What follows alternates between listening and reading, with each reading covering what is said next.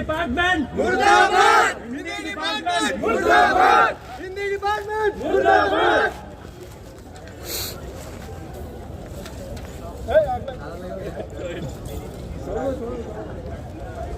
Hindi department मुर्दाबाद, Hindi department मुर्दाबाद।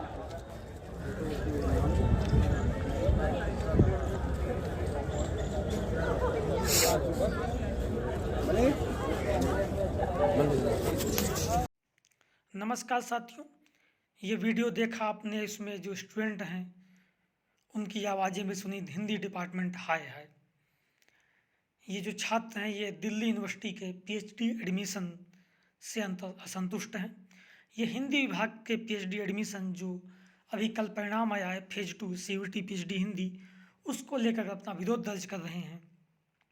और वह आपने अगर दिल्ली यूनिवर्सिटी आप गए होंगे तो जगह आप देख के पहचान जाएंगे कि वह विवेकानंद जी की मूर्ति लगी हुई है लाइब्रेरी और आर्ट फैकल्टी के बीच में। वहाँ वह अपने डॉक्यूमेंट्स जला रहे हैं, अपना सीयूईटी पीएचडी स्कोर और जेआरएफ ये सब अपने डॉक्यूमेंट वो जला रहे हैं और विरोध कर रहे हैं। आखिर क्यों ऐसा करने के लिए मजबूर होना पड़ रहा है वो हम पूरी व्यवस्था समझानेंगे, पूरी चीज़ें समझेंगे। उसके पहले कुछ हम सोशल मीडिया के पोस्ट देख लेते हैं, पढ़ लेते हैं, उसके बाद हम पूरी प्रक्रिया समझेंगे कि ऐसा क्यों हो रहा है। ये जो छात्र विरोध कर रहे हैं वो कोई यूजीपी ऐसे छात्र नहीं है या कोई अराजकता तो नहीं है, वो सब ज़्यादा क्वालिफाइड हैं, सीयूईटी पीएचडी के टॉपर्स हैं और उनका दिल्ली यूनिवर्सिटी के जो पीएचडी एडमिशन की प्रक्रिया हुई उसमें प्रवेश नहीं हुआ और वो विरोध स्वरूप अपना डॉक्यूमेंट चला रहे हैं। आइए उसके पहले हम देख लेते हैं हमारा टॉप विषय ही आज Delhi university PhD admission scam, due Hindi विभाग पीएचडी एडमिशन घोटाला। ये हमने नाम भी एक व्हाट्सएप ग्रुप बना है, उसके नाम पर रखा है पीएचडी हिंदी घोटाला दिल्ली विश्वविद्यालय। ये व्हाट्सएप ग्रुप है जो हमने इसका स्क्रीनशॉट लिया, 222 मेंबर्स थे हमारे पास जब आया। देखते हैं इसमें क्या है कि स्नातक प्रस्नातक में जेएनयू बीएचयू ड्यू अन्य बड़े विश्वविद्यालयों के गोल्ड मेडलिस्ट रहे या पहले अपने प्रयास में जेआरएफ क्वालिफाइड किया, या आप सीयूईटी के टॉपर्स हैं, या आप टॉपिक बहुत अच्छा है तो आप विश्व के सर्वश्रेष्ठ विश्वविद्यालय में अपना नाम दर्ज कराने का दावा करने जा रहे ड्यू में पीएचडी में प्रवेश पाने के योग्य नहीं है, क्योंकि दिल्ली विश्वविद्यालय ने अपने पैमाने तो विश्व के बड़े बड़े विश्वविद्यालय से थोड़े अलग बना रखे हैं, जिसमें सबसे पहले आपको एक गुरु पकड़कर महीनों तक उसकी चरण वंदन करनी होगी। मात्र इसी से एडमिशन हो पाना संभव नहीं, आपको राजनीतिक संगठनों, दक्षिणपंथी या वामपंथी के बड़े बड़े साहबों से सिफारिश करवाना अनिवार्य है और इन सब के बाद आप पर विभागाध्यक्ष की कृपा होना तो परम आवश्यक है, नहीं तो अंतिम समय पर घर ले जाकर आपका नाम सूची से गायब किया जा सकता है। परंतु अब समय आ गया है, उठ खड़े हो जाओ, छीन कर अपना हक लो, वरना यह इस व्हाट्सएप ग्रुप के बायो में लिखा हुआ है, जिस ग्रुप का नाम ही है पीएचडी हिंदी घोटाला दिल्ली विश्वविद्यालय। ये एक ग्रुप की बात है। अब इसके बाद भी बहुत सारे पोस्ट, फेसबुक पोस्ट हैं, ट्विटर और इंस्टाग्राम पर पोस्ट हैं, वो देख लेते हैं। और ये एक पोस्ट, ये मेरी स्वयं की ही पोस्ट है जो मैंने इसके विरोध में लिखा। ये एनटीए एग्जाम्स द्वारा पीएचडी एडमिशन के लिए किए गए टॉपर्स के एग्जाम के टॉपर्स की लिस्ट है, जिनमें से केवल एक कैंडिडेट यूनिवर्सिटी ऑफ दिल्ली के हिंदी विभाग में चयनित हुआ है, अपूर्वानंद जी। पैनल में आप भी थे महोदय, आपके दवाई लेख का इंतजार है। ये यूजीसी इंडिया और ये जो लिस्ट लगाई गई है ये टॉपर्स की लिस्ट है, जो बाबा साहब भीमराव अम्बेडकर यूनिवर्सिटी बीबीएयू द्वारा जो अपने वहाँ पर एडमिशन की लिस्ट ली गई थी तो उससे जारी की गई ये लिस्ट है कि कौन कौन से टॉपर्स हैं जिन्होंने फॉर्म भरा था, तो उन्होंने टॉपर्स की लिस्ट जारी की थी। इस बात को भी हम समझेंगे कि ये बात क्यों मैंने लिखा, किस लिए लिखा।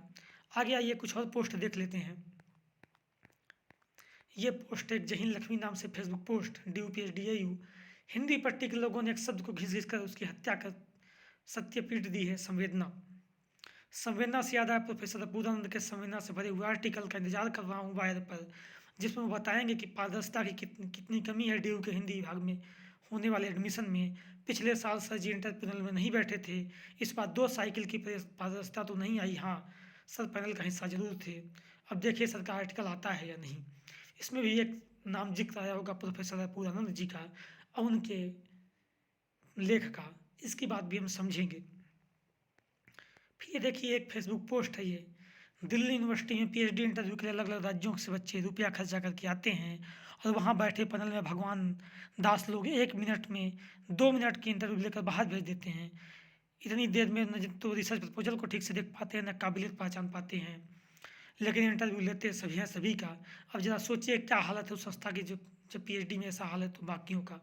मतलब दिल्ली विश्वविद्यालय के पीएचडी में प्रवेश लेना अंधियारे में तीर मारने जैसा हो गया है। अंधेरे में बाढ़ छोड़ो तो भी लगने की संभावना होगी, वो यहाँ तो वह भी नहीं है। अरे कम से कम नंबर ही दिखा देते, मतलब ये भी क्लियर नहीं कि इंटरव्यू में कितने नंबर का है, और चयन का कोई आधार नहीं, कोई नियम नहीं, बस गुरु चाण वर्णन करते रहिए।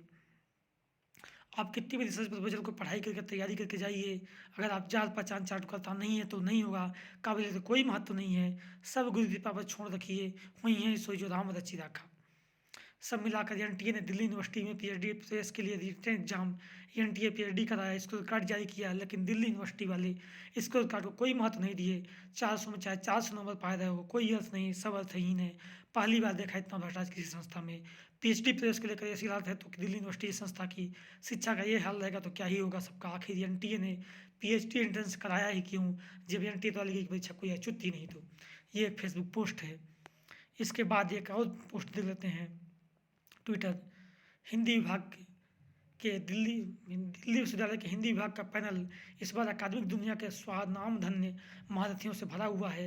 अब हम मंत्री विचारा में दीक्षित एक प्रोफेसर साहब जो कि पिछले कुछ वर्षों में पैनल से बाहर रहने पर विभाग से पीएचडी एडमिशन के पैमानों की दुहाई मांगा करते थे, वह भी बहती गंगा में हाथ धोकर अपने कुछ बच्चों को करवा कर निकलते बने। उन्हें एक बार भी अपने पैमानों की याद नहीं आई।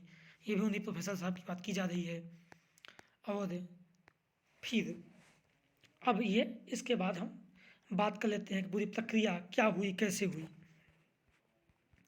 ठीक है। दरअसल दिल्ली विश्वविद्यालय द्वारा 2 चरणों में पीएचडी प्रवेश परीक्षा, पीएचडी के लिए इंटरव्यू कराए गए। पहली बार जेआरएफ के आधार पर, नेट के आधार पर कराए गए थे एंट्रेंस एग्जाम। उसमें लगभग 1250-1300 लोगों ने भाग लिया और 125 लोग चयनित हुए। उसमें भी 2-2, 3-3 मिनट का इंटरव्यू हुआ, और तो 2-3 मिनट के इंटरव्यू में क्या ही पारदर्शिता रहेगी। उसमें भी जैसे तैसे जो जुगाड़ हुआ, जैसा हुआ ऐसा सबका एडमिशन हो गया। ठीक है। अभी हाल ही में सीयूईटी पीएचडी हुआ, जिसमें जेएनयू, डीयू, बीबीएचयू, बीबीयू, 4 यूनिवर्सिटियों ने शामिल थी पीएचडी एंट्रेंस में। और उसमें स्कोर कार्ड जारी हुआ, बच्चे 1-1 महीना पढ़ाई किए, 2-2 महीना, और अच्छा मार्क्स लाए। ये टॉपर्स की लिस्ट है, मैं आपको दिखाता हूँ। यह बाबा साहब भीमराव अम्बेडकर यूनिवर्सिटी बीबीयू लखनऊ द्वारा एप्लीकेशन मांगे गए थे, उसके आधार पर टॉपर्स की लिस्ट जारी की गई थी। और ये इसमें से 1-2 लोग नाम नहीं भी हैं जिन्होंने अच्छे मार्क्स प्राप्त किए, लेकिन बीबीयू में फॉर्म नहीं अप्लाई किया था। जिन्होंने फॉर्म अप्लाई किया था वो ये है, और ये 21 नाम आपको दिखा रहा हूँ। इसमें से आकाशदीप सिंह 368, 92 क्वेश्चन होगा इनका। पुष्पा 352 नंबर, 400 आउट ऑफ 400 में है ये। मोहम्मद सलाउद्दीन अंसारी 352, महिपाल डान 348, अदिति कुमारी 348, आदर्श कुमार मिश्रा 344, प्रियंका शर्मा 344, शिव प्रकाश पाठक 344, पवन कुमार 344, अभियंधर दुबे 344, राजेंद्र पांडे 340, शिवांगी सिंह 340, कुमार कविता चौरसिया 336, ये केम ज्योति रानी 336, आशुतोष त्रिपाठी 336, रूपेश कुमार 332, उत्कर्ष 332, मुकेश 332, मनीष कुमार 332, अंबिकानंदन 332 और अवंतिका केशवन 332। ये वो लिस्ट है जिन्होंने बीयू का फॉर्म भरा था, और टॉपर्स की लिस्ट है ये। कुछ ऐसे भी होते हैं जिन्होंने फॉर्म नहीं भरा तो उनका नाम ऐसा नहीं है।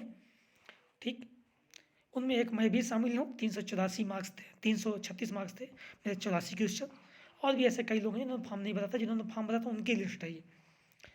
और इसमें से एक व्यक्ति से महिपाल डान का चयन दिल्ली विश्वविद्यालय में हुआ है, और छात्रों का कहना है कि उनका व्यवस्था से, ऐसी पारदर्शिता से नहीं हुआ है, केवल जुगाड़बाजी जैसे जिन्होंने जैसे भी कर लिया उसके आधार पर हो गया। जो कि सब जानते हैं एकेडमिक जगत में दिल्ली यूनिवर्सिटी से जो भी जुड़े हुए छात्र हैं, बड़ा खुली हुई प्रक्रिया है।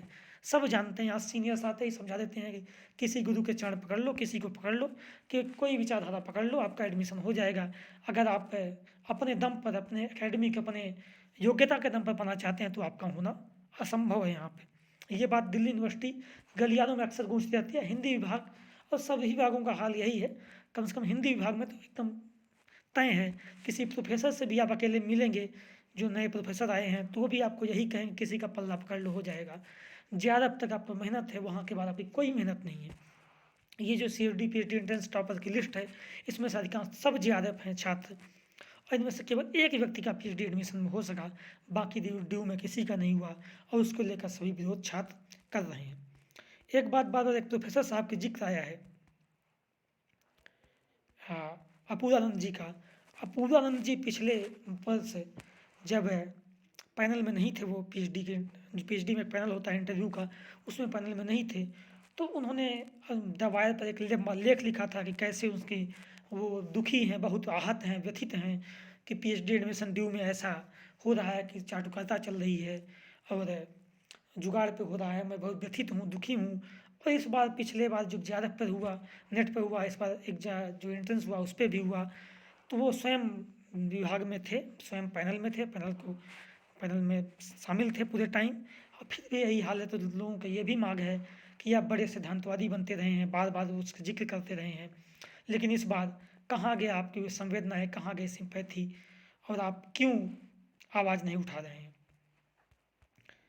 ठीक है, तो ये पूरी प्रक्रिया है दिल्ली यूनिवर्सिटी की, जिसको लेकर छात्र बहुत दुखी हैं, छात्रों की डिमांड है, छात्र मांग रख रहे हैं और विरोध कर रहे हैं। आज दिल्ली विश्वविद्यालय में छात्र HOD से ही मिले, जाके HOD कुमुद शर्मा जी हैं, जो साहित्य अकादमी के उपाध्यक्ष भी हैं, साहित्य दुनिया का बड़ा नाम है। इसके अलावा दिल्ली विश्वविद्यालय में साहित्य दुनिया के बड़े बड़े नाम बैठे हुए हैं। शिवराज सिंह बेचैन जी, जो पूरे HOD रह चुके हैं, बड़े साहित्यकार हैं। आशुतोष कुमार जी, ये भी हिंदी दुनिया के बड़े नाम हैं, बड़े आलोचक हैं, वामपंथी विचारक हैं, और कई भी नाम भी हैं बैठे हुए।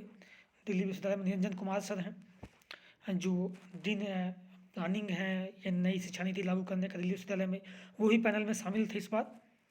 इसके अलावा विनोद तिवारी सर हैं, जो पैनल में नहीं थे, अनिल राय सर हैं, जो पैनल में नहीं थे, चंदन चौबे सर हैं, जो पैनल में नहीं थे। तमाम प्रोफेसर हैं जो एकेडमिक दुनिया के बड़े बड़े नाम हैं, फिर भी दिल्ली विश्वविद्यालय का ये हाल है और छात्र आंदोलन पर मजबूर है। तो ये पूरा हाल है दिल्ली विश्वविद्यालय का और PhD एडमिशन का। और टॉपर्स CVT PhD एंट्रेंस है, जो देश की शीर्षस्थ एजेंसी है, NTA, उसके द्वारा कराया गया, और उसमें से एक भी छात्र का चयनित न होना, केवल एक छात्र, उसमें 21 में से एक छात्र का चयनित होना प्रक्रिया पर सवाल तो खड़ा करता ही है। मुझे लगता है कि दिल्ली विश्वविद्यालय के जो जिम्मेदार अधिकारी हैं और UGC के अधिकारी हैं, उनको जवाब देना ही चाहिए इस विषय पर कि ऐसे कैसे हो जा रहा है, क्यों हो जा रहा है। अगर छात्र इतना बड़ी बात कर रहे हैं, ये दावा कर रहे हैं, तो ये जांच का विषय है, जांच होना ही चाहिए। ठीक है, आप सभी भी इसमें देख सकते हैं, शामिल हो सकते हैं। मैं आपको जो दिल्ली विश्वविद्यालय की लिस्ट आई है, आप अगर मैं जो बात कर रहा हूँ कि इनमें से एक भी चयन नहीं हुआ है, तो आप ये भी सवाल कर सकते हैं कि कैसे मान लें। तो मैं टेलीग्राम पर आपको दे दूँगा टेलीग्राम ID, हम टेलीग्राम की लिंक, वहाँ से आप दिल्ली विश्वविद्यालय के जो PhD प्रक्रिया हो, इसमें जो चयनित छात्र हैं उनकी लिस्ट आप देख सकते हैं। वहाँ मैं लिस्ट भेज दूँगा, वहाँ आप देख लीजिएगा। ठीक है, अगर आपको लगता है कि चीज़ें हैं, गलत हो रही हैं, या आपको शक है या तमाम चीज़ें हैं, तो आप भी एक बार ज़रूर ट्विटर पर, व्हाट्सएप, सोशल मीडिया पर, फेसबुक पर सवाल पूछ सकते हैं, ट्रेंड चलवा सकते हैं, जिससे जांच हो सके और वास्तविकता सामने आए। क्योंकि JRF के पास आउट होने के बाद भी अगर PhD एडमिशन में ऐसी चीज़ें हो रही हैं, ऐसे घोटाले हो रहे हैं, जैसा कि छात्र कर रहे हैं, और छात्रों की बात पर लगता भी है, जो उन्होंने सबूत पूरा है, वैसे लग भी रहा है कि वो सही है, तो फिर ये तो बनता है, कम से कम जांच का विषय तो है ही ये। ठीक है, बाकी अगर आप यहाँ तक जुड़े रहे हैं, पूरा वीडियो देखे हैं, तो आप समझ ही गए होंगे। और मैं आपको लिस्ट भी दे दूँगा ड्यू PhD एडमिशन की, और ये इसमें जो पूरा नाम है, ये भी आप PhD एडमिशन के जो CVT स्कूल कार्ड है, वहाँ से जांच सकते हैं। जो इस प्रक्रिया में जुड़े हैं उन्हें पता भी है ये चीज़ें। ठीक है, धन्यवाद।